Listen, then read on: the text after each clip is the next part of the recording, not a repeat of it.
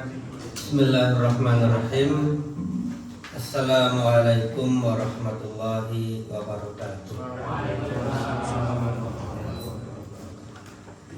Innal hamdalillah nahmaduhu wa nasta'inuhu wa nastaghfiruh wa na'udzu billahi min syururi anfusina wa min sayyiati a'malina.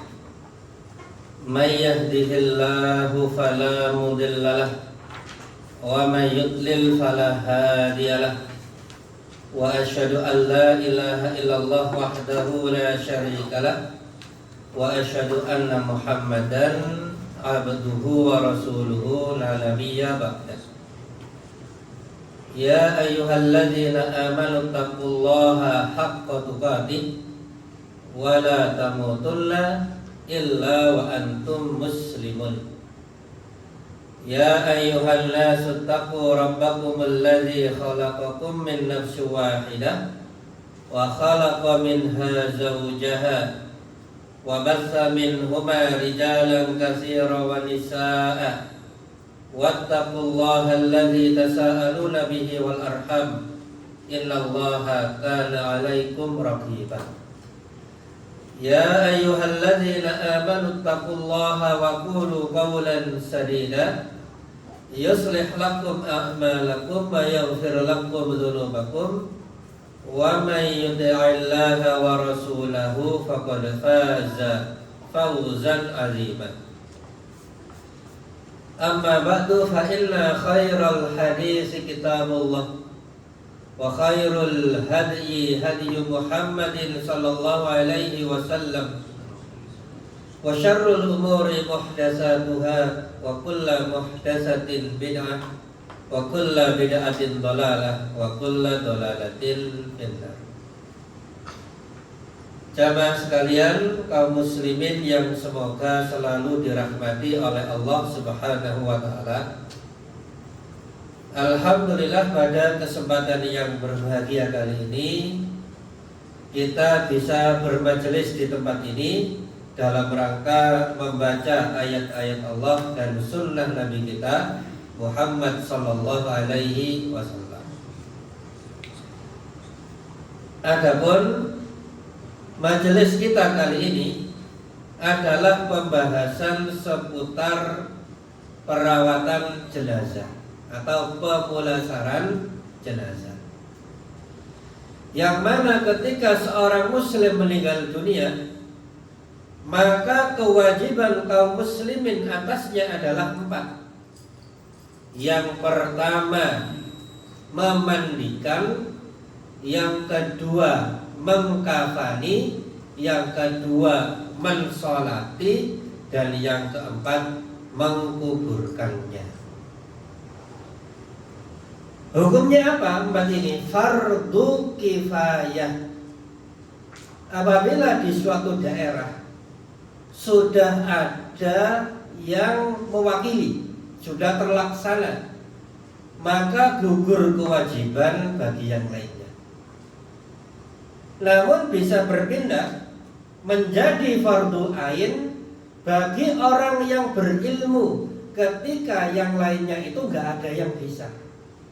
Panjenengan mawon Pak Ustaz, panjenengan mawon Mas, panjenengan kan sampun ngaji lami. Nah, kita ini nggak bisa, panjenengan yang bisa, mau nggak panjenengan mawon. Maka bisa jadi fardu ain baginya karena yang lain tidak ada yang bisa. Dan kalau kita temui di lapangan, banyak yang tidak bisa, ataupun bisa tapi asal-asalan. Wis pokoknya mari dibungkus, ya selesai. Atau ada yang berlebih-lebihan, harus pakai tanaman ini dan itu, harus pakai tusuk sate, harus pakai ini, harus pakai kembang. Padahal tidak ada tuntunannya sama sekali dari Nabi kita Sallallahu Alaihi Wasallam. Maka pemulasaran jenazah itu pada prinsipnya mudah. Insya Allah kita semuanya bisa, asalkan mau belajar. Insya Allah mudah. Yang menjadi sulit itu kalau dipersulit oleh manusia itu sendiri. Harus demikian, harus pakai tanaman ini, harus godong ini, godong itu, harus dijahit. Ini dari mana ini? Dan tambahan-tambahan seperti itu, karena sifatnya adalah bid'ah yang diada-adakan dalam agama, maka tiap daerah itu bisa berbeda-beda, tergantung kreativitas masing-masing. Kreatif nama boten ini? Yang kreatif tapi tidak pada tempatnya. Kreatif boleh tapi dalam masalah dunia.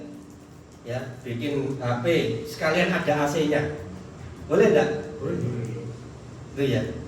Bikin pulpen sekalian ada kipas anginnya, ada senternya. Boleh enggak? Boleh. Tapi masalah ibadah, maka sumber kita adalah dua, yaitu Al-Qur'an dan sunnah Nabi kita Sallallahu Alaihi Wasallam, dan itulah yang ingin kita pelajari pada kesempatan kali ini. Ya.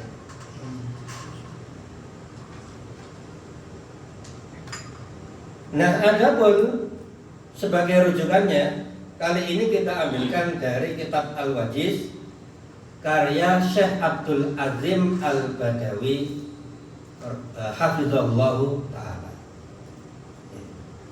Jadi kalau di antara panjenengan nanti ada yang mau gabung sebagai tim pemulasaran jenazah CMS, maka harus berbekal ilmu.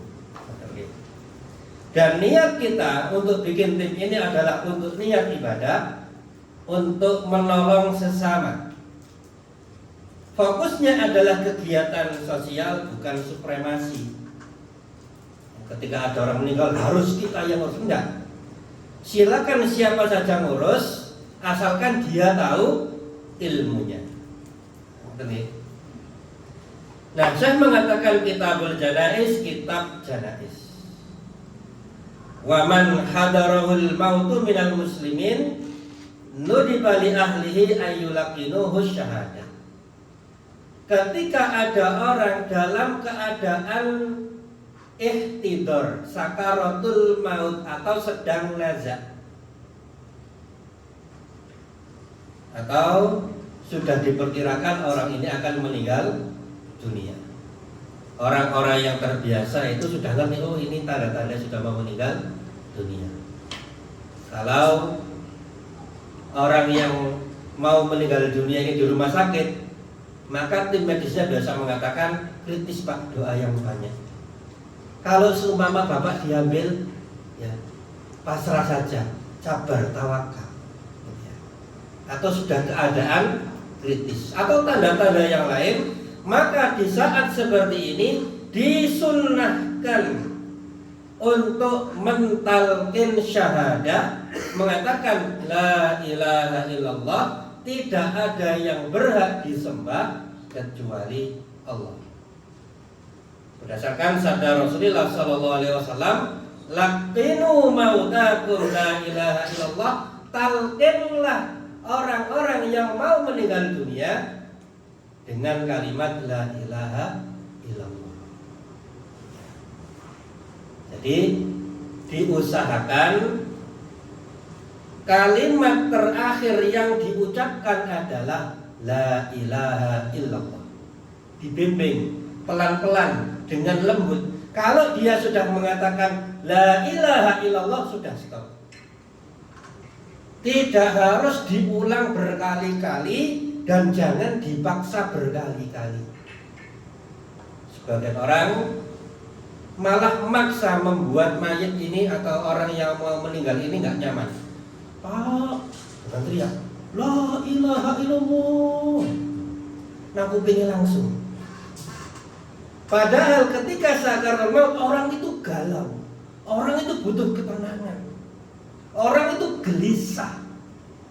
Maka yang mentalkin harap pelan-pelan, Pak, ucapkan la ilaha illallah. Kalau dia bisa mengucapkan la ilaha illallah, sudah cukup. Jangan disuruh berkali-kali pakai corong la ilaha illallah, la ilaha illallah. Ini dia malah terganggu. Gitu ya. Seumpama nanti sudah mengucapkan la ilaha illallah, kemudian diam, kemudian melindur lagi. Sebagian orang ketika dalam keadaan seperti ini sudah mengucapkan la ilaha illallah, kemudian ngomong lagi, tolong wedhuse lebokno, tolong tokone dibuka, gitu ya. Bahkan dalam keadaan mau meninggal dunia, ada orang itu mencari wanita yang bukan istrinya, naudzubillah. Semoga Allah mengampuni dosa-dosa kaum muslim. Saya tahu sendiri, dalam keadaan seperti itu, tolong panggilkan fulana. Seringkali keadaan sebelum meninggal dunia mencerminkan amal kita sehari-hari. Kalau kita setiap hari takwa kepada Allah, menjalankan perintah Allah, menjauhi larangan Rasulullah SAW, insya Allah di akhir hidup dimudahkan berbuat yang baik. Tapi kalau setiap hari kita banyak berbuat maksiat, banyak durhaka, khawatirnya di akhir kehidupan juga seperti itu. Ada orang joget, mati. Ada orang minum khamr, mati. Dan kita ingin dengan memohon pertolongan kepada Allah meninggal dunia dengan mengucapkan apa? La ilaha illallah. Dan tidak ada yang bisa mengucapkannya kecuali diberi pertolongan oleh Allah Subhanahu wa ta'ala. Dan ucapan la ilaha illallah dari segi lafaz itu zikir paling mudah, karena cuma menggunakan lisan dan tenggorokan, nggak pakai huruf dhad, nggak pakai huruf ba, mim, nggak pakai gunnah. Hurufnya mudah, cuma la ilaha illallah, ono hamzah, ono lam sama ha. Ini huruf-huruf termudah. Tapi belum tentu kita bisa mengucapkan. Nah, kalau nanti orang ditalkin sudah mengucapkan la ilaha illallah, ngelendur lagi, bimbing lagi la ilaha illallah. Kalau sudah biarkan. Diusahakan itu adalah yang terakhir yang dia ucapkan. Rasulullah bersabda, "Man kana akhiru kalamihi la ilaha illallah dakhalal jannah." Barang siapa yang akhir ucapannya adalah kalimat la ilaha illallah, maka dia masuk surga. Nah, kemudian saya menyebutkan ketika orang sudah meninggal dunia, apa langkah-langkah yang perlu dilakukan. Yang pertama, ayyumidu ainaihi wa yad'u lahu, matanya ditutup dan didoakan. Hadis dari Ummu Salamah, beliau mengatakan Rasulullah SAW datang menemui Abi Salamah dalam keadaan syaqqa basaruhu. Matanya itu sudah memandang sesuatu tapi nggak bisa lepas. Fa'aghmadahu summa qala. Kemudian beliau memejamkannya. Kemudian beliau bersabda, Innar ruha idza qubida tabi'ahul basar. Sesungguhnya roh itu kalau dicabut, maka pandangan itu mengikutinya. Biasanya kalau orang meninggal dunia lihat mana? Lihat ke atas. Mengikuti roh ketika dicabut. Kalau ada orang meninggal dunia dalam keadaan mata terbuka, maka segera ditutupkan. Ya. Diusap pelan-pelan, ditahan sebentar, tidak apa-apa. Kemudian dilepas, nanti sudah tutup. Ya. Pelan-pelan saja, jangan diucek-ucek. Ya. Semakin cepat, semakin mudah. Kemudian faqad jalasun min ahlihi, maka keluarganya Abu Salamah pun menangis. Dan Rasulullah SAW bersabda, la tad'u ala anfusikum illa bi khairin fa innal malaikata yu'minuna ala ma taqulun. Janganlah kalian mendoakan keburukan untuk diri kalian sendiri. Janganlah kalian berdoa kecuali dengan yang baik, karena para malaikat mengaminkan apa yang kalian ucapkan. Maka kalau kita menghadiri kematian jenazah, pertama lihat keadaan, kemudian memberikan nasihat. Sudah ditutup belum? Tuh. Sudah dikemuli belum? Kemuli. Kemudian lihat keadaan keluarga, kalau perlu diberi nasihat, kasih nasihat, sebagaimana Rasulullah SAW memberi nasihat. Apa nasihatnya Rasulullah? Doakan yang baik, jangan berkata-kata yang buruk. Sebagian orang ketika meninggal dunia oleh keluarganya, ngomongnya macam-macam. Pak, egone sampai tinggal. Hidup mati aku bersama dirimu. Ini gombal gitu ya. Ya, berarti ini apa gombal ini? Ini nggak benar ini. Buktinya mati juga melu, betul ya. Kejamnya dirimu. Nah, kalian sebut jangan. Pak, ucapkan yang baik. Karena malaikat itu mengaminkan setiap apa yang kalian ucapkan. Kemudian Rasulullah SAW mendoakan, Allahumma firli Abi Salamah, ya Allah ampunilah Abu Salamah, sahabat Rasulullah SAW, warfa darajatahu fil mahdiyin, dan angkatlah derajatnya ke derajat orang-orang yang mendapatkan petunjuk darimu, wakhlufu fi aqibihi fil ghabirin, dan jagalah keturunan setelahnya agar termasuk orang-orang yang selamat, waghfir lana walahu ya rabbal alamin, dan ampunilah dosa kami dan dosanya wahai Allah Tuhan semesta alam, wa afsih lahu fi qabrihi wa nawwir lahu fi, dan luaskanlah kuburnya dan berilah cahaya padanya. Setelah ditutup matanya dan setelah didoakan, maka yang ketiga kata saya, ayyuhattuhu bisaubin yasturu jami'a badanihi, dikemuli atau ditutupi ya, seluruh badannya, dari ujung kepala sampai ujung kaki, jangan sampai kelihatan. Ibunda Aisyah radhiyallahu anha mengatakan, sesungguhnya Rasulullah SAW ketika beliau meninggal dunia, sujjiya biburdin hibarah, beliau ditutupi dengan semacam kain lurik, semacam kain produk Yaman. Maka menggunakan produk orang kafir tidak mengapa, produk barang yang selama barangnya mubah. Tapi kalau produk akidah jangan. Seperti apa, demonstrasi di jalan-jalan ngamuk-ngamuk, nah, itu jangan. Seperti ulang tahun, ini produknya siapa ini? Nah, itu juga jangan. Tapi kalau produk duniawi, barang yang mubah nggak apa-apa, seperti kain, ya, seperti air mineral. Kalau ada orang kafir jual air mineral, nggak apa-apa kita beli. Pakaian nggak masalah, asalkan pakaiannya syar'i. Dan untuk menutup jenazah boleh kain apapun yang pantas. Dan di sini Rasulullah SAW ditutup dengan sebuah kain lurik.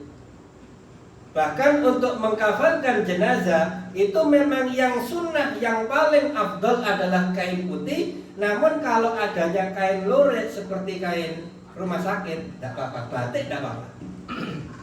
Ya. Misalkan ada sebuah keluarga yang nggak punya biaya, nggak bisa beli kain baru, kain lama juga nggak ada yang putih, adanya kain batik, angsal apa mboten? Nggak apa-apa, angsal nih, boleh. Tapi kalau bisa yang afdol adalah kain putih. Nanti bisa lihat contohnya di Pak Agus, ada datang.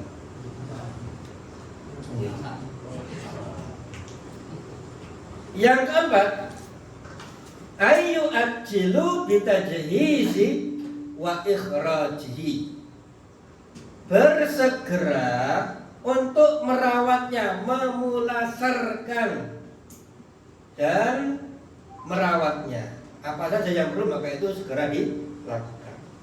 Ya. Tapi sebelum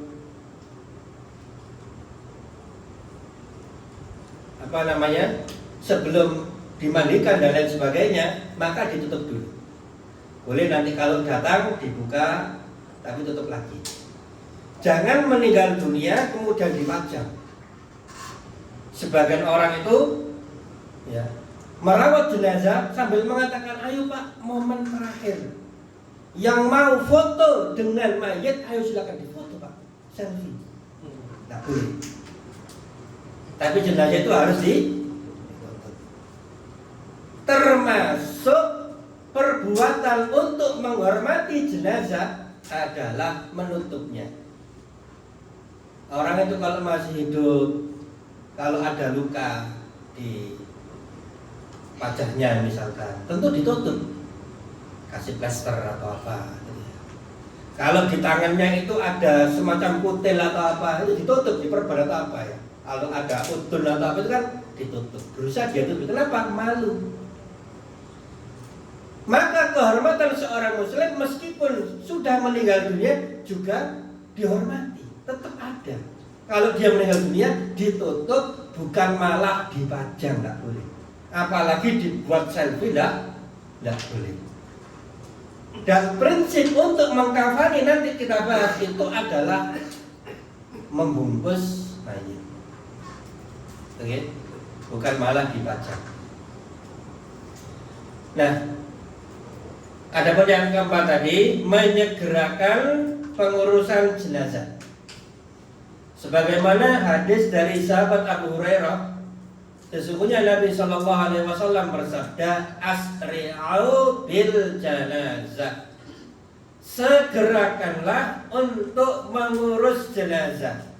Karena apabila jenazah itu merupakan orang soleh, maka itu adalah kebaikan yang kamu segerakan atasnya. Kalau orang soleh, maka kepengen cepat mendapatkan perawatan, ingin mendapatkan nikmat kubur. Tapi kalau jenazahnya ini bukan orang soleh, maka kamu cepat-cepat melapaskan keburukan dari pundak-pundak kalian. Nah, maka jenazah itu entah orang soleh atau orang yang durhaka sekalipun, nah masih muslim tapi banyak maksiat misalkan, maka tetap harus disyariatkan untuk disegerakan. Adapun yang kelima, ayyubadira ba'duhum liqada'i dainihi min malihi walau ata alaihi kullihi. Menyegerakan untuk melunasi hutang-hutangnya dari hartanya sendiri, harta si mayit. Meskipun nanti kalau harta mayit itu habis semuanya. Jadi ketika mayit meninggal dunia, kita diharuskan untuk hati-hati dengan hartanya. Harta mayit yang pertama itu digunakan untuk perawatan jenazah, beli kain, gitu ya. Kemudian untuk biaya tukang ngeduk, kuburan dan lain sebagainya. Itu yang pertama kali. Kemudian selanjutnya untuk bayar utang, dilunaskan dulu. Kalau utang sudah lunas, baru melaksanakan wasiat mayit. Kalau wasiat itu sudah selesai, baru dibagi waris. Barakallahu. Jangan dibalik, mayit meninggal dunia langsung keluarganya royokan warisan, nah kebalik. Ya. Tapi hak-hak mayit ditunaikan terlebih dahulu. Nah, oleh karena itu nggak betul kalau ada sebagian orang itu ketika orang meninggal dunia langsung mengatakan, ayo sedekahkan harta mayit, sedekahkan semuanya atau separuhnya biar mayit selamat. Loh, jangan dulu Pak. Untuk perawatan jenazah dulu, untuk ngelunasi hutang-hutang mayit dulu, kemudian wasiat baru waris. Kalau ahli waris mengizinkan sedekah atas nama mayit silakan, tapi kalau tidak mengizinkan maka tidak boleh, karena harta mayit itu sisanya adalah milik ahli waris, bahkan Allah telah menentukan jatahnya sekian dan sekian. Itu ya. Jadi kalau panjenengan nanti ada yang ikut tim jenazah, nah, maka fokus pada perawatan jenazah dulu. Adapun hartanya mayit, kalau kita diminta konsultasi monggo, tapi jangan onte-onte. Nah, ini karena yang ngurus keluarganya, kita cuma ngurus jenazahnya, kita nggak ngurus hartanya. Kalau kita ikut-ikutan ngurus hartanya, nanti bisa jadi fitnah. Nah, ini tim jenazah apa tim duwe ini? Apa mati kok melu-melu duwe? Nah, kalau kita diminta konsultasi bagaimana hukum waris, nggak apa-apa, kita sampaikan. Begini Pak hukumnya menurut Islam. Tapi kalau nggak dimintai, ya jangan dulu. Dan di masa Rasulullah SAW ada seorang sahabat meninggal dunia, mau disolati oleh Rasulullah SAW. Ditanya, punya utang nggak ini? Katanya dia punya utang 2 dinar wahai Rasulullah. Maka Rasulullah SAW nggak mau nyolati dulu. Ternyata seorang sahabat yaitu Abu Qatadah radhiyallahu anhu, wahai Rasulullah, saya yang jamin, saya yang bayar, saya yang nanggung.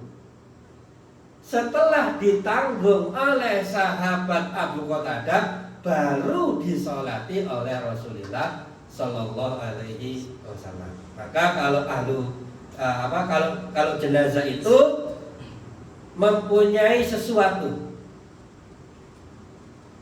atau mempunyai maksiat yang atau melakukan maksiat semasa hidupnya, atau dia ahlu maksiat katakanlah, maka diharapkan orang yang sebagai tokoh agama di tempat itu hendaknya tidak mensolati. Kenapa?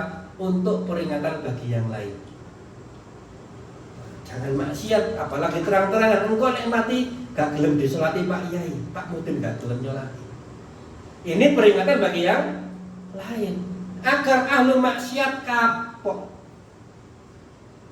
Nah, tapi di zaman kita ini susahnya, jangankan ahlu maksiat, orang nggak pernah sholat sekalipun disolati. Padahal kalau nggak pernah sholat sekalipun selama hidup, maka ini para ulama mengatakan apa? Kufur kepada Allah Subhanahu wa Ta'ala. Ya. Ma ra'a ashabu Muhammadin sallallahu alaihi wasallam amalan tarkuhu kufrun illa sholat. Para sahabat Rasulullah SAW memandang tidak ada satu amal yang kalau ditinggalkan pelakunya kafir kecuali sholat. Kalau ada orang meninggalkan puasa karena malas, dosa besar tapi nggak sampai kafir. Ada orang tidak bayar zakat tanpa mengingkarinya, cuma dia itu medit. Dosa yang amat sangat besar tapi nggak sampai kafir. Tapi kalau tidak pernah sholat sekalipun, entah malas atau karena apa, maka ini dipandang kafir oleh para sahabat radhiyallahu taala anhum. Adapun di zaman Rasulullah ada sahabat tidak punya hutang 2 dinar, maka tidak disolati. Nah, tapi kayaknya kita belum siap nih. Apalagi kita kalau ini mayit utangnya piro, nggak bisa kita. Ya nggak bisa melaksanakan ini. Belum mampu untuk melaksanakan ini. Kita nggak tanya utangnya mayit berapa, kita cuma bantu ngurusi jenazah. Ma yajuzu lil hadirina wa ghairihim. Kemudian kata Syekh, apa saja yang diperbolehkan untuk orang-orang yang datang, untuk orang-orang yang melayat untuk dilakukan. Yajuzu lahum kasfu wajhil mayyit wa takbilihi wal buka alaihi salasata ayyamin. Bagi orang yang melayat boleh untuk membuka wajah mayit. Tadi kan ditutup, ya, dari awal sampai akhir ditutup. Tapi kalau ada yang datang, entah keluarganya, kawan baiknya, orang terdekatnya, ya, membuka kainnya, kemudian menciumnya, nggak apa-apa. Dan dibolehkan sekedar nangis tanpa meratapi selama 3 hari. Bukan berarti setelah 3 hari boleh, berarti tidak. Meratap sampai awal, dari akhir nggak boleh. Adapun menangisi, sekedar meneteskan air mata, itu hanya boleh 3 hari. Oleh karena itu, di antara para ulama ada yang tidak membolehkan untuk ngelayat, untuk takziah lebih dari 3 hari. Kenapa? Karena nanti tajdidul huzn, tajdidul husni. Keluarga mayit tidak boleh menangisi mayit lebih dari 3 hari. Maka setelah itu biasa saja. Ya. Adapun melayat itu sebenarnya boleh lebih dari 3 hari, karena untuk menghibur keluarga. Tapi kalau dikhawatirkan membuat keluarga sedih, nangis lagi, maka lebih baik tidak lebih dari 3 hari. Ya. Jadi kalau kita datang ngelayat, itu tujuannya apa? Menghibur keluarga, bukan menyusahkan ya. Ada orang itu ngelayat, endi rokok endi. Endi sebuah lagi. Ya Allah, kita ini ngelayat Pak, bukan nanggone restoran. Sampai ada keluarganya itu dibentak-bentak, mana iki akeh wong teko lho gak ero tak kono rokok itu. Nah gitu. Kono kopine itu. Astagfirullah. Kita itu ingin meringankan beban keluarga, bukan malah menyusahkan. Yang pertama, meringankan beban keluarga, kita situ mantau butuhnya apa. Mungkin nanti butuh dibantu ini, dibantu itu, dan sebagainya. Mungkin belum ada yang ngurus jenazah, mungkin butuh ini, butuh itu, dipantau. Kemudian kalau seumpama keluarga butuh nasihat, maka dinasihati. Pak, sabar. Ini semuanya kehendak Allah, takdir Allah. Biasa. Tapi kalau orang itu sudah tegar, nggak perlu. Ya. Karena tidak semua orang yang ditinggal mati itu malah senang. Sedih. Ada sebagian yang tegar. Bahkan sebagian ada yang senang gitu. Alhamdulillah, ada yang seperti itu. Maka nggak perlu dihibur orang seperti ini. Dan bisa jadi yang di takziah itu tetangganya, masya Allah, bapak tetangganya baik sekali, dia yang nangis, kita yang datangi dia, kita berikan nasihat. Nah, gitu. Tapi kalau kita takziah, dikhawatirkan nanti keluarganya ingat lagi, nangis lagi, sedih lagi, maka bisa jadi lebih baik jangan. Ya. Kita datang ke teman kita yang meninggal dunia, setelah anaknya lihat kita nangis, waduh kocone bapak, eling bapak ngeri, nangis lagi. Gitu ya. Ada kan seperti itu? Ada, maka lebih baik tidak. Ya. Tapi kalau diperkirakan biasa saja orangnya nggak apa dibantu nggak masalah. Gitu ya.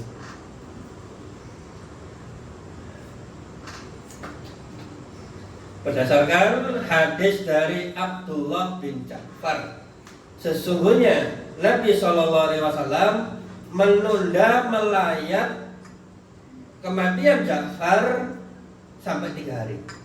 Ketika Ja'far meninggal dunia, Rasulullah belum bisa datang. Di hari ketiga, maka Rasulullah baru bisa datang. Beliau bersabda, la tabku ala akhi ba'dal yaum. Janganlah kalian menangis atas saudaraku ini setelah 3 hari. Maka 3 hari maksimal. Tapi nanti beda lagi ceritanya kalau yang meninggal adalah suami seorang wanita. Maka wanita ini berkabung untuk suaminya berapa lama?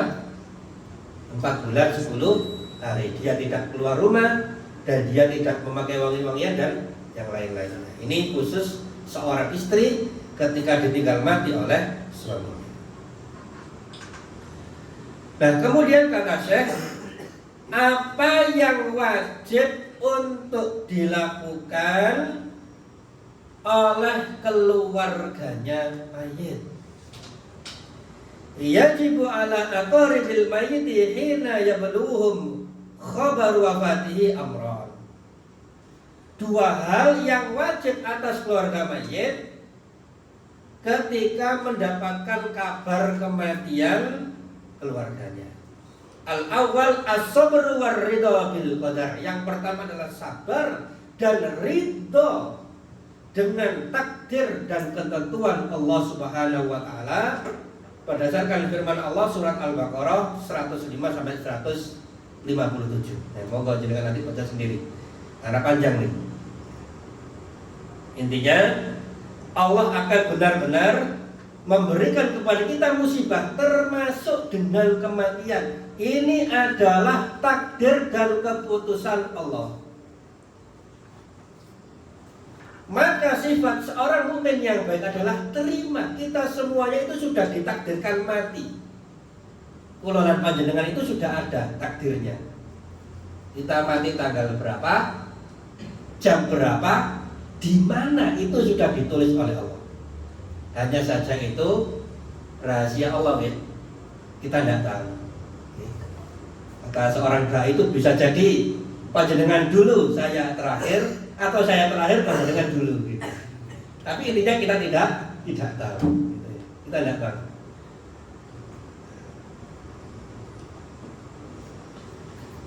Dan Rasulullah SAW bersabda, disebutkan dalam hadis Anas, Inna sabra inda awalis sadmah. Sesungguhnya kesabaran itu ada pada goncangan yang pertama. Ini sabar yang sesungguhnya. Ketika dapat kabar langsung sabar. Kebanyakan orang atau sebagian manusia sabarnya itu kalau sudah setahun 2 tahun, sudah sebulan 2 bulan baru sabar. Ini bukan sabar yang sebenarnya.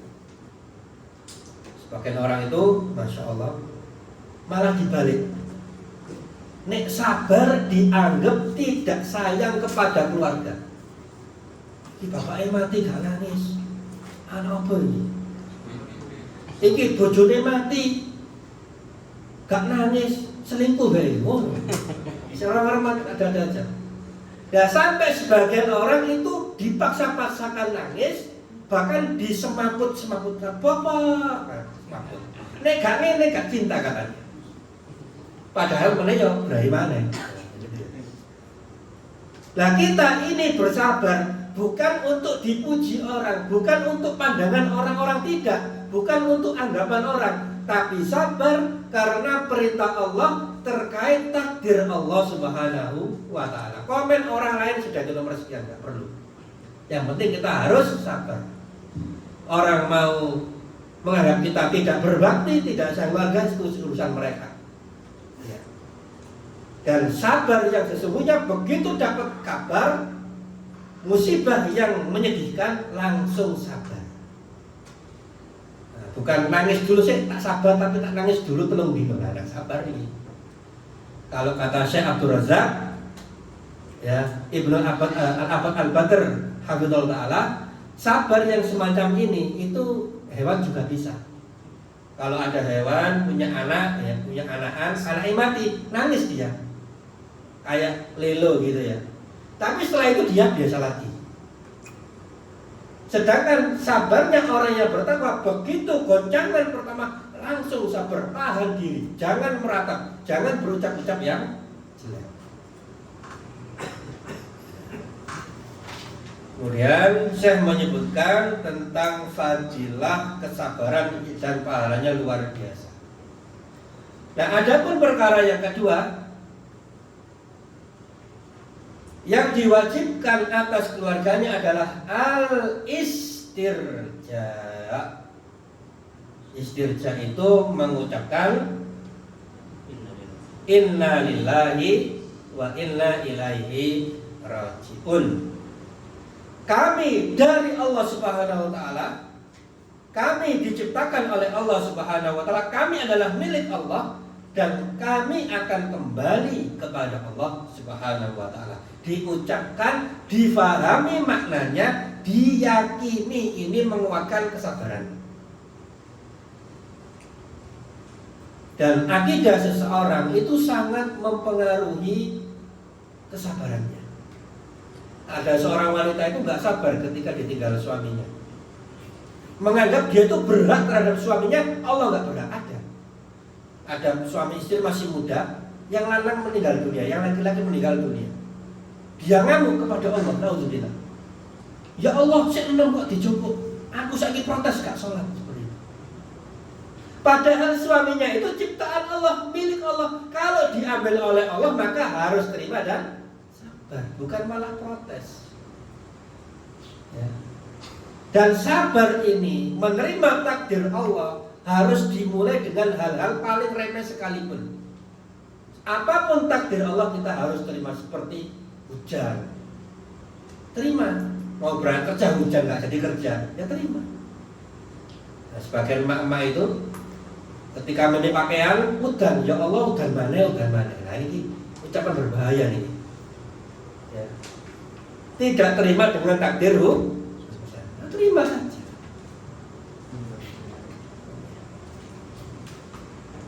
Dan para ulama ada yang mengatakan inna lillahi wa inna ilaihi raji'un. Ini khusus keluarga.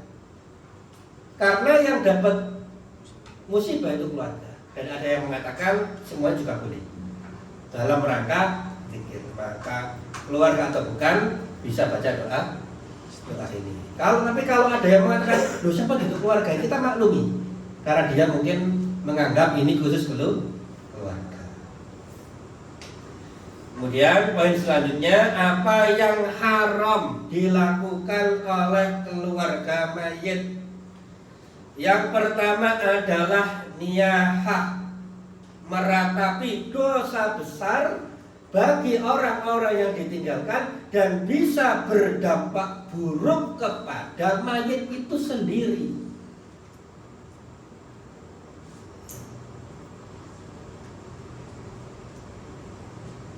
Dalam hadis yang lain Rasulullah SAW bersabda, innal mayyita yu'adzabu fi qabrihi bima niha alaihi atau kama qala Rasulullah SAW.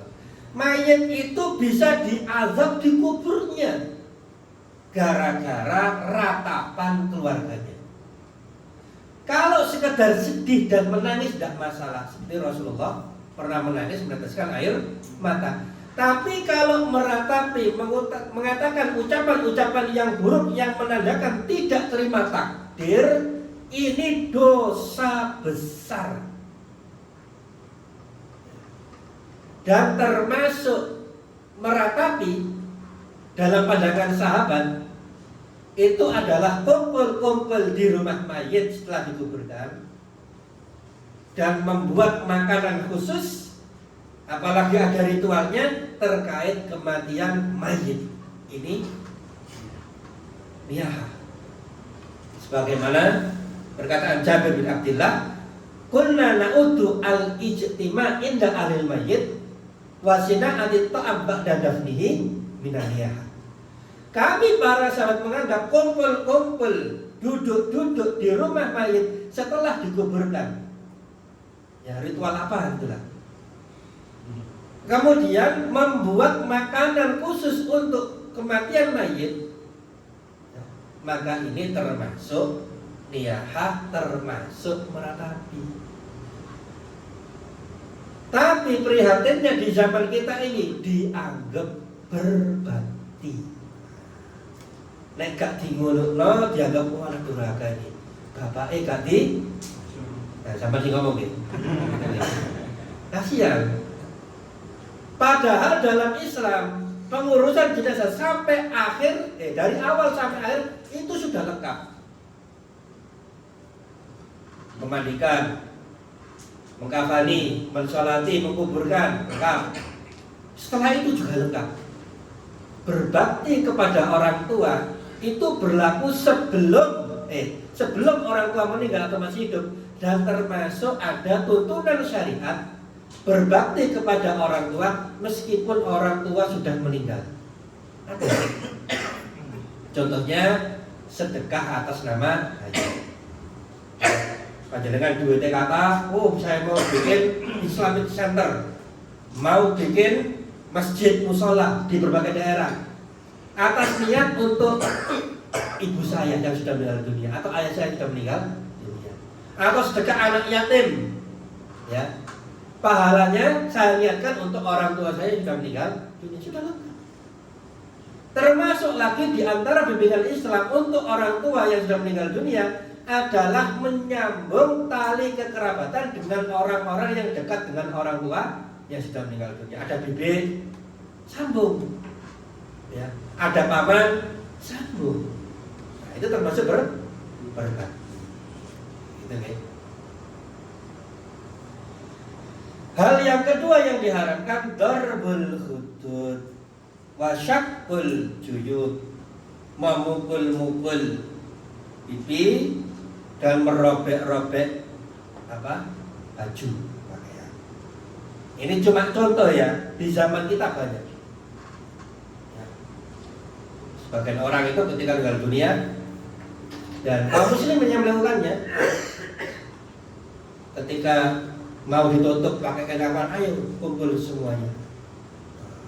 Ayo nangis bareng-bareng sini. Ini perpisahan kita, momen terakhir dengan ini. Bahkan ada yang difoto. Nah, ini tidak disyariatkan. Ada juga yang sampai tadi semaput. Khawatir tidak dianggap sayang kepada orang yang meninggal dunia. Halqus sya'ri juga haram untuk menggondol rambut dalam rangka menangisi kematian mayit. Dan dilarang juga nasrus sya'ri, mengurai rambut, macam-macam. Ini sekedar contoh, tapi segala sesuatu perbuatan yang menunjukkan dia tidak terima dengan takdir, yang menunjukkan dia meratapi mayit, maka ini termasuk niat. Dan saya khawatir ya, menyia-nyiakan harta orang yang meninggal dunia itu termasuk niat. Khawatir saya, misalkan ada orang tinggal mati, orang yang meninggal dunia meninggalkan banyak barang pakaian, ya, sak lemari, rong lemari, disimpan, dirawat api-api, dikenang terus. Padahal kalau disedekahkan, masya Allah, orang ini punya peninggalan mobil atau motor yang nggak dipakai, dirawat terus kayak museum. Ketika lihat mobil itu, motor itu, ingat kepada yang sudah meninggal dunia. Padahal harta yang ditinggalkan oleh mayit, entah perhiasannya, bajunya, pakaiannya, milik siapa? Milik ahli. Wah, silakan gunakan itu, dijual boleh, disimpan boleh, digunakan boleh. Tapi kalau diramut melebihi batas, ya, dilihatin dalam rangka mengenang bulan, pakaian sakmono ake ganti kali, tapi didelok itu dikenang. Nah, khawatirnya kayaknya termasuk merak.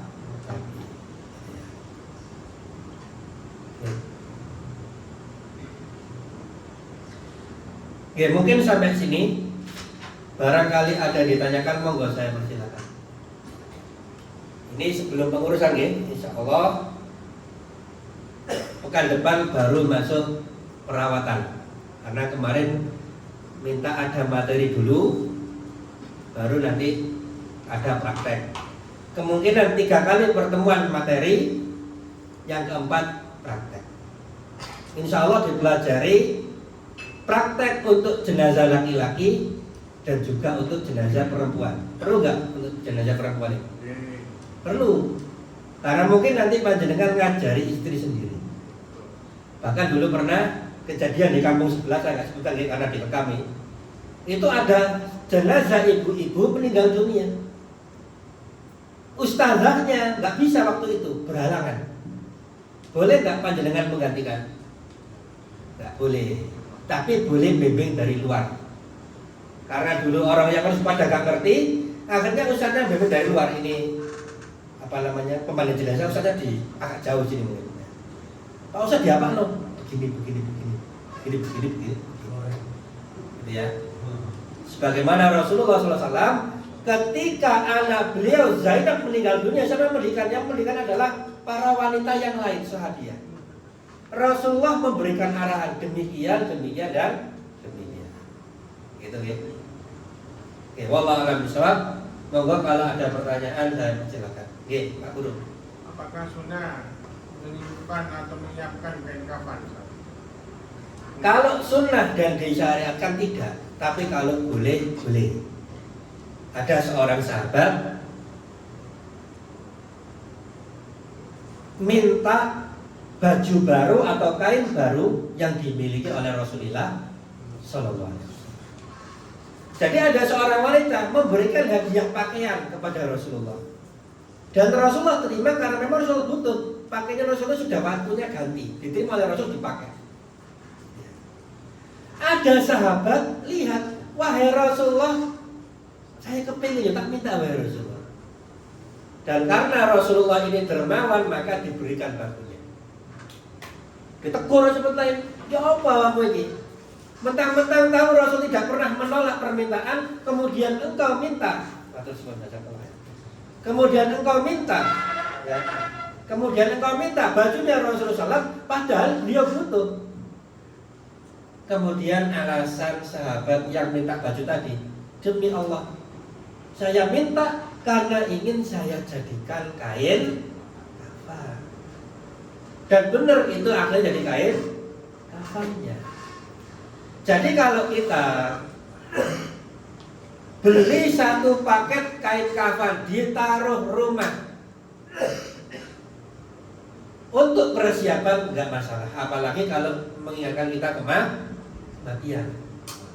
Itu kita diperintahkan oleh Rasulullah SAW untuk memperbanyak ingat mati. Aksiru dzikra hadzimil ladzat, perbanyaklah mengingat penghancur kenikmatan, yaitu kematian. Ya. Tapi biasanya apa? Ingat poligami ya. Nah, ini mumpung ngaji nih, ingat banyak-banyak kematian. Ya kalau memang untuk persiapan boten napa-napa. Ya. Tapi kalau dipajang di ruang tamu, itu aku mau sing eling mati itu enggak boleh. Kalau riak enggak? Enggak boleh. Ya. Bojone sawah. Bojone sawah enggak. Nah, ini istri kita itu juga perlu diberi pengarahan. Siapa yang diperintahkan ingat mati? Ya semua kita dan istri kita. Bahkan kita diperintahkan ingat mati di mana? Di seluruh tempat. Di masjid ingat mati, di pasar ingat mati, di kantor, di tempat kerja ingat mati, ingat mati. Maka saya kurang setuju dengan orang yang mengatakan kalau di kantor ingat hidup 1000 tahun. Nek nang masjid eling mati. Ini saya kurang setuju. Kenapa? Karena dimanapun kita harus banyak ingat mati, termasuk di kantor ben gak korupsi, termasuk tidak korupsi waktu. Karena kalau kita di tempat kerja, di kantor, di perusahaan gak ingat mati, maka gampang korupsi. Minimal korupsi waktu. Akadnya jam 7, datangnya setengah 6. Boleh nggak datang setengah? Tapi tanda tangan tak Pak, mana boleh? Ini korupsi waktu itu. Nanti sore datang lagi, tanda tangan. Ini bahaya. Tapi insya Allah kawan-kawan nggak ada seperti ini ya. Minimal akad jam 7 datang jam setengah 8 gitu. Ini termasuk korupsi, gitu. Nah kalau ingat mati nggak berani Pak. Kalau ingat mati tidak berani. Moga kami serah. Kalau untuk mata kan ditutup. Kalau untuk tangan itu ada diluluskan, kadang ada sebagian yang dijangkaukan atau diluluskan. Dua-duanya boleh, tapi saya lebih milih untuk diluruskan seperti itu. Ya. Termasuk ketika dikafani itu boleh. Ada yang katakan demikian, ada yang lurus. Saya sendiri milih yang diluruskan. Ada lagi?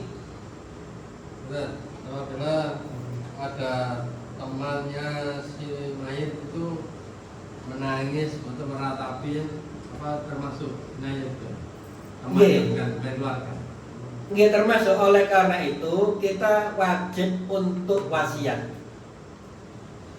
Saya wasiatkan kepada keluargaku dan kawan-kawanku, kalau saya mati saya ingin tunai, kontan, itu bahasanya orang sini. Nggak perlu ritual sekian hari, nggak perlu bikin makanan dari itu, tapi saya minta kontan, tunai, seperti ya zaman sahabat, seperti tuntunan Rasulullah Shallallahu Alaihi Wasallam. Yang mana kontan ini itu dianggap orang koyok gelundung petik. Mati kok gak ada koyok gelundung petik. Loh, seperti ini Pak pengurusan jenazah di zaman Rasulullah Sallallahu Alaihi Wasallam. Kalau kita sudah berpesan dan berlepas diri, maka dia nanggung sendiri dosanya, insya Allah. Tapi kalau kita nggak berpesan, ya, nah, nek bapak mati aja ditangisi, nggak pakai gitu. Sudah, kalau kita nggak pesan seperti ini, kemudian kok diratapi, nah khawatirnya mendapatkan dampak buruk dari niyaha tadi, menunjukkan kita ridho. Maka minimal kita wasiat. Dan orang kampung biasanya nggak berani Pak kalau wasiat. Anehnya seperti itu. Kalau kita berikan Pak ini Quran, ini hadis, nggak perlu, nggak mau mereka. Oh enggak, guru saya bilang gini kok. Oh, no. Tapi kalau bilang ini wasiat mayit, gak berani mereka.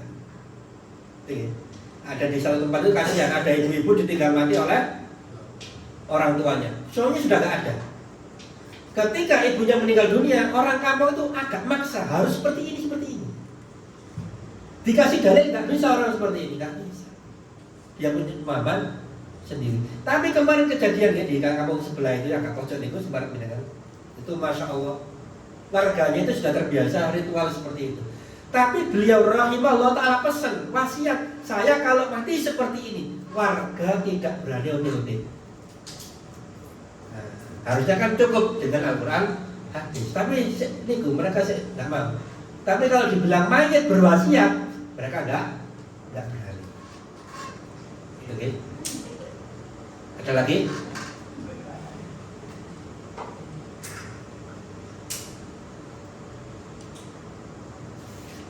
Lanjut.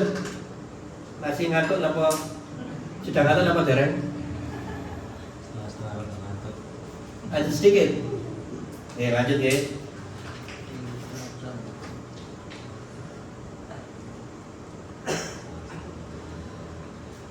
Ma yajibu lil mayyit. Saya mengatakan apa yang diwajibkan bagi mayit. Diwajibkan bagi mayit berarti wajib atas orang-orang yang masih hidup. Wajib atas kaum muslimin 4 hal. Wasluhu memandikannya, takfinuhu mengkafaninya, wassalatu alaihi dan mensolatkannya, kemudian dafnuhu mengkuburkannya. Ya. Berdasarkan sabda Rasulullah SAW terkait mandi, igsiluhu bima'in wasidrin, mandikanlah dia dengan air dan sidr. Sidr itu bidara. Jadi di antara sifatul bidara itu keset. Itu fungsinya mirip-mirip sabun di zaman dahulu. Nah, adapun kalau sekarang sudah ada sabun, itu lebih praktis dan mudah, itu boleh digunakan.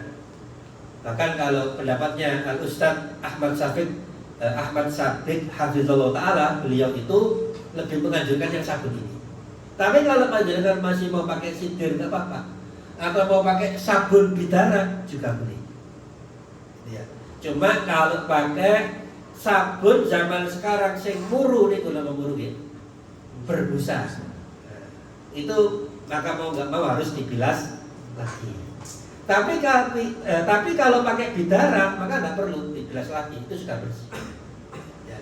Jadi nanti kalau pakai bidara itu kotorannya lebih mudah hilang, lebih keset. Ya. Ada contohnya Pak? Sudah dibuka tadi.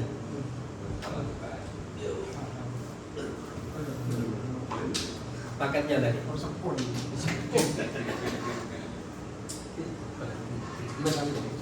Oh, full ternyata. Ini Pak.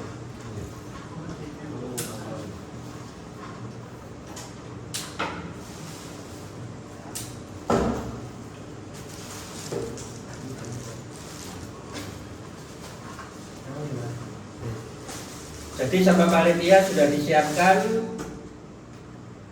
alat prakteknya. Itu nih. Besok yang mau jadi mayat, maksudnya pura-pura nih, bisa nanti dijadikan bahan praktek. Nah, nanti juga bisa sekalian bagaimana cara membungkus yang benar. Ya. Oke. Dan sabda Rasulullah SAW, hadisnya Zainab, ya, terkait kematian Zainab, Rasulullah SAW bersabda, "Iksilnaha salasan au khamsan au sab'an." Mandikanlah dia 3 kali atau 5 kali atau 7 kali.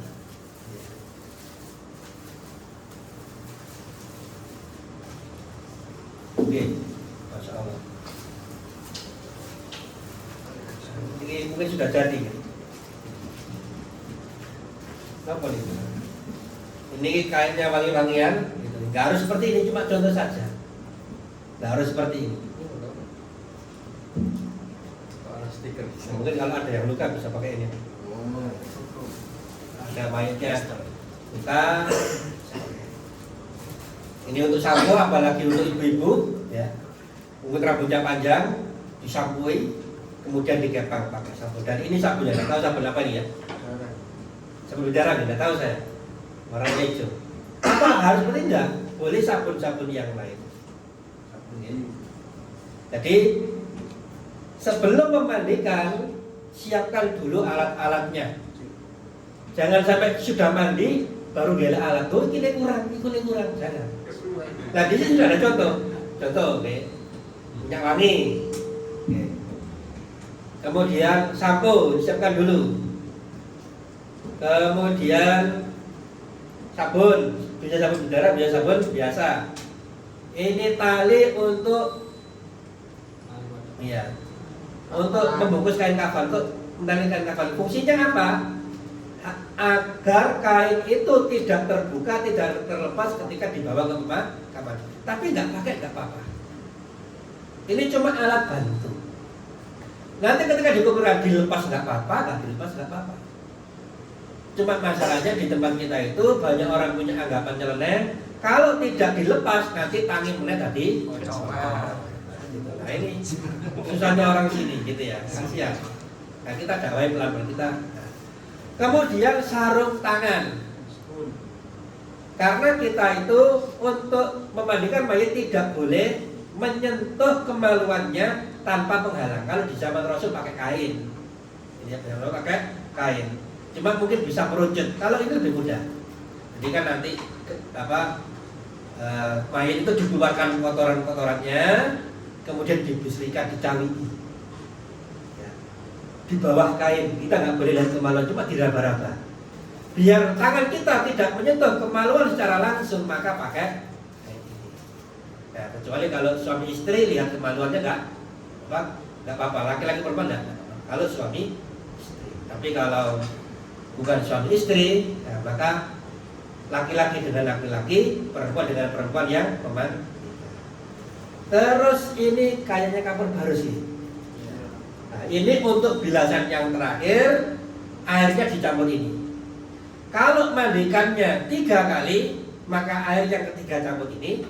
Kalau mandikannya 5 kali, maka mandi yang kelima pakai ini. Tapi kalau mandinya 7 kali, maka yang mandi ke-7 pakai ini. Dan tidak perlu dibilas. Yang terakhir, biarkan kapur baru ini ada sisa-sisanya di kulit. Nah kemudian ini kapas saja, ya. Ini tidak harus, cuma sebagian ulama membolehkan atau menganjurkan. Di antara cara menghormati jenazah yang dibolehkan itu adalah menjadikan jenazah awet.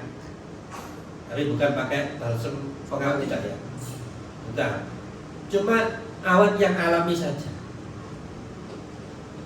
Dan tubuh itu semakin cepat hancur dimulai dari organ panca indera, mata, telinga, hidung, atau telinga.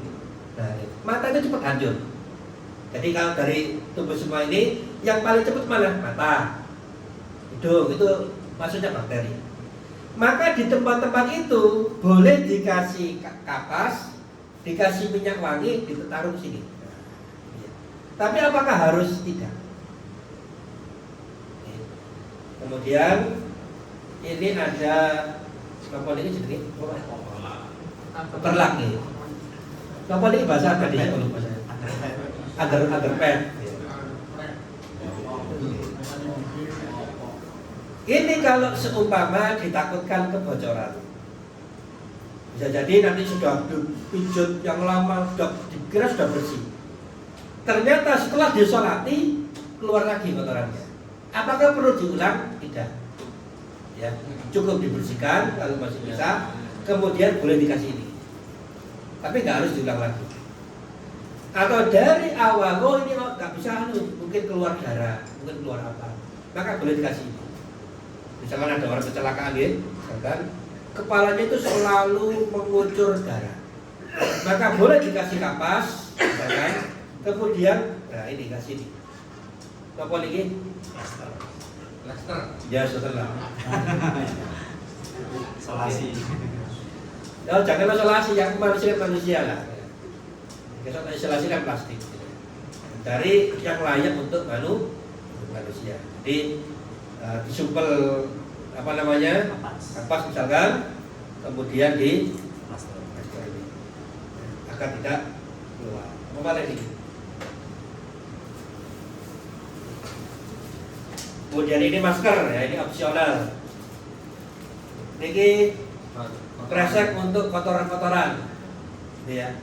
Maksudnya kan setelah membersihkan kan ada tisu atau kapas atau apa, nah, itu dikumpulkan. Kalau bisa mandinya jangan di tempat umum, jangan di tengah jalan kalau bisa. Ya. Ada itu seorang jenazah, kan perutnya dikeluarkan Pak. Itu kan jatuh ke bawah. Orang-orang pada lihat. Kan kalau kita hidup, kotoran kita dilihat orang kan malu gitu. Maka begitu pula orang yang tinggal dunia diusahakan jangan kelihatan jenazahnya, sampai pun kotorannya jangan sampai kelihatan.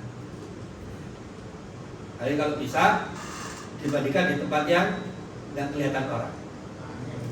Jadi kalau seumpama dibandingkan di dalam nggak masalah aslinya.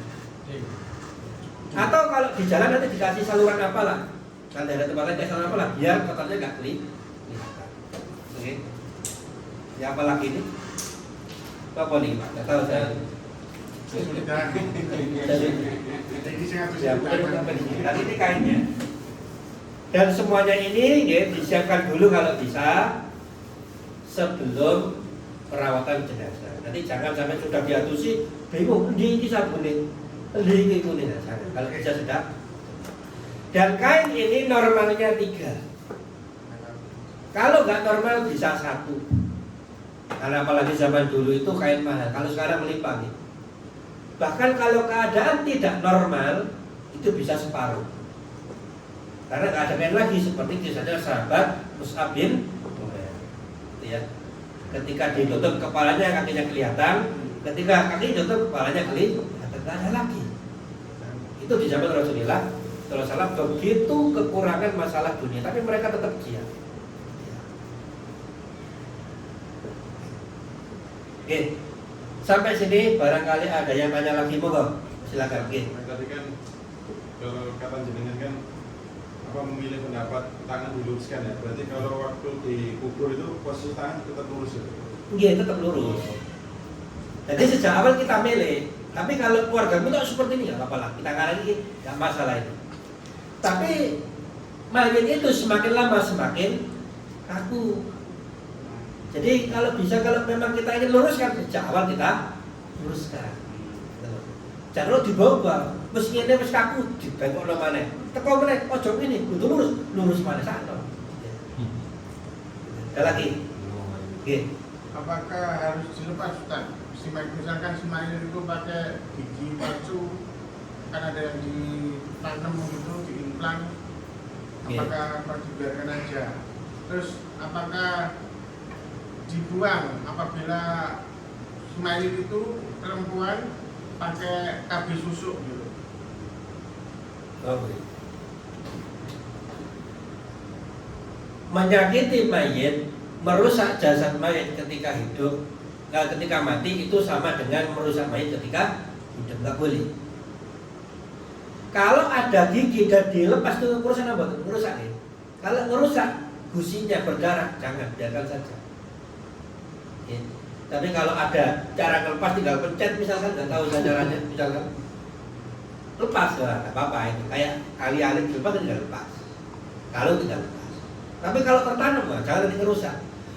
Sampai pun kalau mayit menggunakan gigi emas, pirang kilo nih kalau gigi, Kilo-kilo. berapa gram gitu ya. Kalau seumpama dicabut nanti merusak gusi mayit, biarkan saja. Tapi nanti setelah sekian tahun, kalau diperkirakan jenazahnya sudah hancur, sudah habis, boleh digali, diambil emasnya boleh. Boleh. Ada lagi.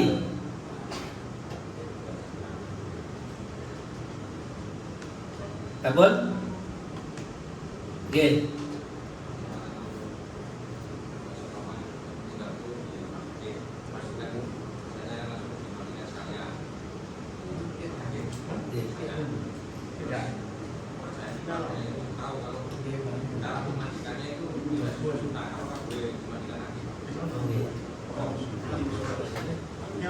Kalau selama mandinya itu sudah memenuhi, sudah rata, nggak perlu diulangi lagi. Gitu ya. Cukup mandinya itu cuma sekali. Kecuali kalau kita tahu mandinya ini tidak sempurna, mungkin digosok sebagian saja kepalanya toh, badannya enggak. Nah, itu nggak apa-apa, berarti belum mandi. Tapi kalau kita sudah tahu sudah dimandikan tapi kurang sempurna, nggak masalah. Maka di waktu itu kita cuma bisa membenarkan kain kafannya. Gitu ya, dilihat. Kemudian kalau memang ada penyakit menular maka biarkan apa adanya. Kecuali kalau kita punya ilmu medis bisa ngurus, nah silakan. Ada lagi? Sampun? Lanjut sampai jam 11. Oh, oke, insya Allah besok mulai materi prakteknya. Apa? Masalah perawatannya. Prakteknya mungkin pertemuan ketiga atau pertemuan keempat. Demikian yang saya sampaikan. Mohon maaf atas segala kekurangan. Semoga semuanya mendapatkan ilmu yang bermanfaat dari Allah Subhanahu wa taala. Kita tutup dengan membaca doa kafaratul majlis. Subhanaka Allahumma wa bihamdika asyhadu an la ilaha illa anta astaghfiruka wa atubu ilaik. Wassalamualaikum warahmatullahi wabarakatuh.